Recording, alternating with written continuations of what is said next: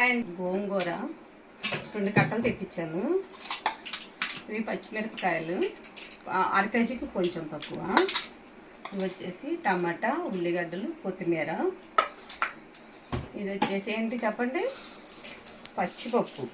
వీటిని ఒక అరగంట నానబెట్టేసి ఈ పచ్చిమిరకాయలు, పచ్చిపప్పు, ఈ టమాటాలు, ఈ గోంగూర కలిపి చక్కగా ఒక చిన్న గ్లాస్ నీళ్లు పోసి ఉడకబెట్టేసి ఉడికిన తర్వాత మెదిపి ఇక తాలింపు పెట్టామనుకో, దీనికి తోడు ఏం వండుకోవాలో తెలుసా? చప్పిడి పప్పు వండుకోవాలి. వేడి వేడి అన్నంలో ఈ కర్రీ ఆ చప్పిడి పప్పు వేసుకొని తింటుంటే మామూలుగా ఉండదు. కాకపోతే వీడియో చూపిద్దామని ఇప్పుడు చూపిస్తున్నాను. ఇదిగోండి, చక్కగా ఉడికిపోయింది. దీన్ని మనం వేసుకొని సరిపడా మెదుపుకోవాలి. మెదుపుకొని తాలింపు పెట్టుకున్నాం అనుకో అయిపోద్ది. ఇదిగోండి, సరిపడా ఉప్పు వేసుకోవాలి. వేసాను ఆల్రెడీ, మీకు చూపిస్తున్నాను. మనం సరిపడా ఉప్పు వేసుకోవాలి.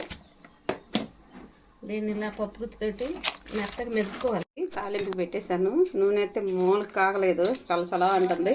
ఇదిగోండి, ఎండుమిరపకాయలు, పోపు గింజలు, మన ఇది ఎల్లిపాయ, చిన్న ఎల్లిపాయలు, జీలకర్ర, కరివేపాకండి. ఈ తాలింపుకి మనం వేసుకోవాల్సినవి. ఈ పోపు గింజలు వేసేద్దాము. మిరపకాయలు, జీలకర్ర అయిపోయిందండి, చక్కగా వేగిపోయింది. చూసారా, ఆయిల్ కాగింది. మీకు తొందరగా తాలింపు అయిపోద్ది. అయిపోయింది, తొందరగా అయిపోయింది. ఆయిల్ కాగేదాకుండి అలా వేసుకున్నాం అనుకో, తొందరగా పని అయిపోద్ది. అంతా అంటుందండి గోంగూర.